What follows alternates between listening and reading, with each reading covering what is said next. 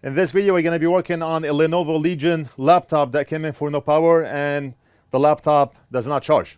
Big Boss is also working on a Samsung laptop and he just told me that he thinks the problem with that laptop is also the charging connector. So maybe we can combine both motherboards, both repairs in this video. And we can start with this one while Big Boss is disassembling the Samsung laptop. Both of them came in for no power. That's the charging connector right here. And look at this. You can tell that we have a damaged charging connector. We do have those connectors in stock. We've done this on the very exact model before. So right now, how do we remove the connector?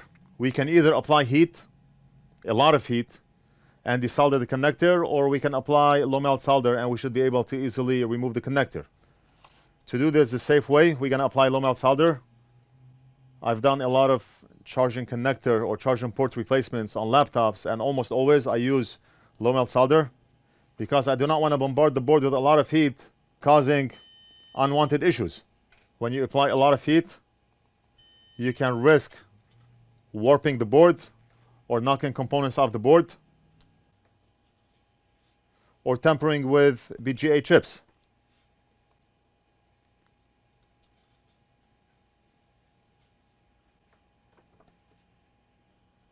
So I always like to take the safe route and apply low melt solder. Let's turn the fume extractor on. And we're gonna apply low melt solder on 1, 2, 3, 4, 5, 6, 7 pins. Or pads. Or both.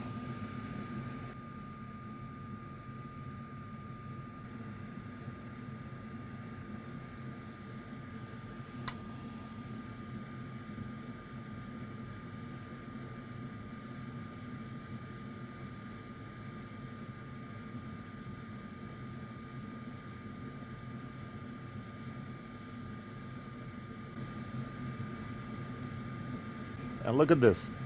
The connector is already moving. We did not have to apply hot air. And all we had to do was apply low melt solder. And the connector is out. Let's flip the board. Apply some flux.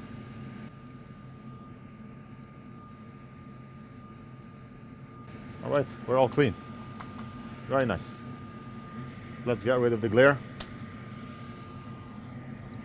Awesome, amazing. That anti-glare light is amazing. Look at the results. A lot of people confuse a polarizing light with the anti-glare light. Anti-glare light is a light that comes in from an angle. High quality light, not just any light. If you take a light bulb and put it at an angle, it's not gonna work. The quality of light is poor. The anti-glare light that we use has very high quality light. Very high quality white, pure white light. And it makes a big difference because it maintains the colors on the board. And look at this, you do not see any glare. I used a polarized light a long time ago. During my first years on YouTube, I was using an Avon microscope and the quality does not even come close to the V2 microscope that we are using today. And a polarized light has two issues. Issue number one, when you cut off glare, I rotate that dial to cut off glare, I also cut off the light. So you need a strong source of light to compensate for the lost light due to polarization. And you will come to a conclusion that your ring light is not enough to compensate for the cutoff of the glare because the polarizer will cut light off your board. And that's where the anti-glare light that we use shines. We have a lot of light. Actually, I have more light than I need. So I always tend to tone down to bring down the brightness of the light because we have a lot of light. We maintain the contrast, we maintain color, and we maintain the shiny pads on the board. With a polarizer, this will not look shiny like now. Polarized light will not give you the same sharpness, the same contrast, the same colors that we get with an anti-glare light. For example, right now if you look at this light, we did get rid of the glare. You see, before and after. But we did not lose details on the board. We can still see a shine on the pad here. We can still see a shine on the pad here, but it's not reflecting back to the lens. It does not bother us. Whereas with a polarizing lens, you lose the details. That shiny pad will be washed out. Maybe I'll do a video one day where I compare the anti-glare light that we use with a polarizing lens, and I'll show you the difference. Try this with a polarized light and you're not gonna see any shine on those pads. This will look matte and you will not be able to see anything, and components on the board will have an artifact. They will look weird, fake. With the anti-glare light that we use, just look at the blue color on the board. You can see all the details that you want. The difference between this blue and that blue, you can see components like never before. Right now the area on the bottom looks dark because of the burned flux that we have. So let's go ahead and clean up. And Big Boss already put board number 2 on my bench right here, and that's the Samsung motherboard. So we're gonna be working on this one next. Hopefully it's a connector issue like Big Boss said.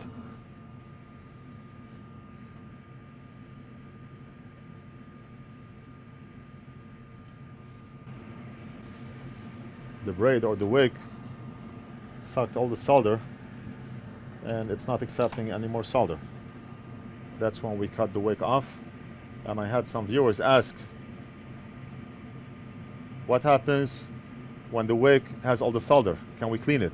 My answer is just put it in the washing machine with some detergent and you'll be back like new. You can reuse it. Now, cut the wick off, throw it in the garbage, and move on. How are you gonna remove solder from the wick? Use another wick maybe and put it over this wick and wick off the solder. I don't know, but you can try the washing machine and see if it works. Maybe. Or maybe the dishwasher. Make sure you have detergent in there. And we're all good. And here I have a connector, a used one, a very good used one, that I'm sure will work on this laptop. And the reason I know this is because I worked on this very same model before. Look at this. Perfect fit. Now we're gonna have to tilt or flip the board, and I'm gonna keep my finger under that connector so it does not fall off. If I let go, that connector is gonna fall off the board. So I'm gonna keep my finger under it until we solder a pin or two. And we're gonna get rid of the glare. And just look at the magic of the anti-glare light. So I'm gonna keep my finger under the connector until we solder at least a pin or two, so we can hold that connector on the board. I want the connector to be making a flush connection with the board.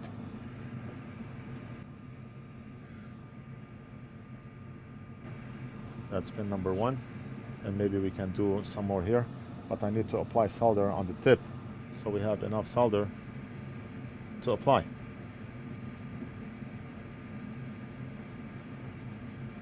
Ouch, ouch, ouch, ouch. I burned my finger, but that's okay. I still have 9 more. I think I can let go of the connector right now and we should be good. Let's apply solder right here. I'm not gonna push down on the connector. I'm just gonna brush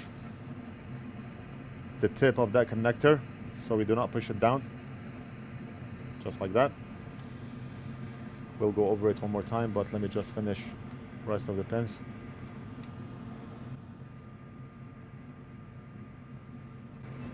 Apply some flux and we're gonna go over the pins one more time. And then we can give it to Big Boss to assemble and test, and then jump over to the Samsung board that we have.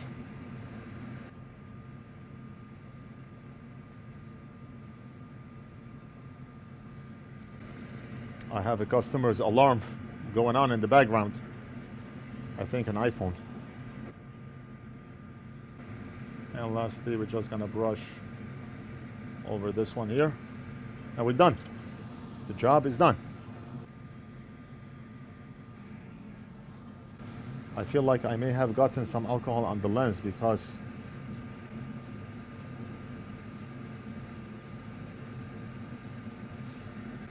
okay, much better. Yeah, I had a drop of alcohol that probably hit the lens, and that's why the lens was a little bit shady from the bottom. Just cleaned it, perfect. And better than factory. I'm gonna give this board to Big Boss to reassemble and test. And while Big Boss is reassembling, we're gonna be working on the Samsung motherboard. Right here. And just a minute. And right now we're gonna work on the Samsung motherboard. I just handed the Lenovo motherboard to Big Boss to reassemble and test, and I'll go over it once it's reassembled. But in the meantime, let's work on this Samsung board. I honestly do not see anything wrong with the port physically, but when we are under the microscope, it's a different story. Maybe the pin is broken from the inside, this one here. I don't know. Let's look inside the connector. Oh, okay, so it is broken. The connector is broken. I mean, we have to trust Big Boss. When Big Boss tells me he thinks the connector is the fault, I have to trust him. Otherwise, he's gonna stop assembling and taking apart stuff for me. And I do not want that to happen, ever. Let's apply low melt solder, just like we did with the Lenovo laptop, right here.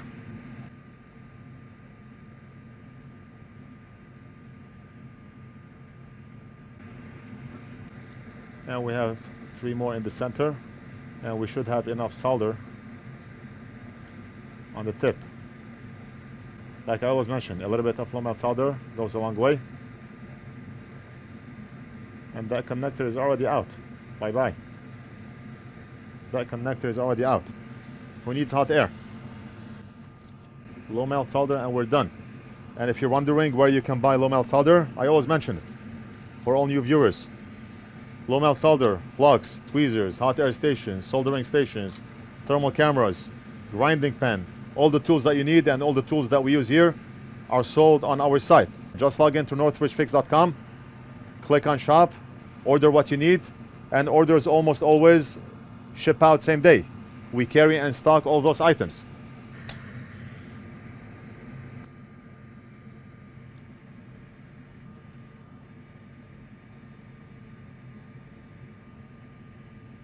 And right now I'm using the anti-glare light. We're not using the ring light. Just look at the details.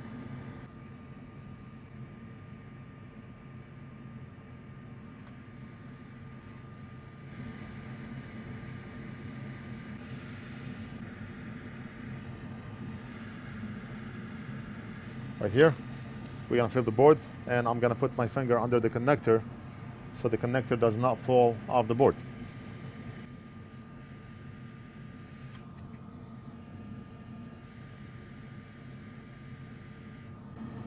I still have my finger under the connector and my finger is burning, but what can you do? All right, now I can let my finger off. I'll put some medications on it after I'm done.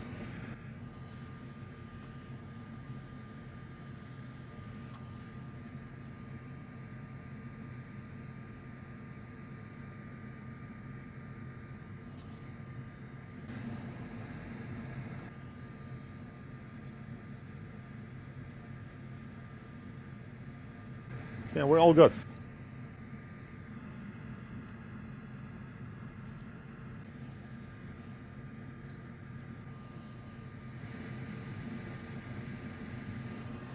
All right, and we are done. I'm gonna hand this over to Big Boss to reassemble. And if you are done with the Lenovo laptop, I wanna show it on camera. Is it done? Okay. Nice fit, and we do see the charging light on the laptop, which is a good indication that everything is good. We do see the light, the keyboard backlight, and the laptop is on. Amazing. So Big Boss is gonna do this one next, and I'll be back to record this one. And he worked on this very old Toshiba laptop. The customer brought in 2 old Toshiba laptops. He wanted SSDs installed inside, so he did the first one, and the second one is almost done. And I'll be back. And we need to invoice all those customers. Everything is done and fixed. This one is fixed. This tablet is fixed. This one is a fix. This Nintendo is a no fix, and this Nintendo is a no fix. Some are fixes, some are no fixes. Xbox Series X, we replaced the HDMI connector on this one. It's a fix. And what do we have under here? This one is a fix. It's a PlayStation 5. This one is a fix. It's an iPad. A lot of stuff. All this stuff, we need to send invoices for customers to pay so we can ship them out, as well as 3 iMacs that we worked on. iMac number 1, iMac number 2, and iMac number 3. And we have those also.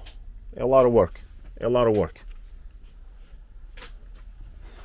Alright, for the Samsung laptop, we're not going to be able to test it because Big Boss was not able to find a charger and adapter to plug in and test. We tried 45 different types of adapters and none of them worked. And we also have the laptop charging kit, which comes with every single adapter you can think of, and none of them fit. That's weird. That's weird.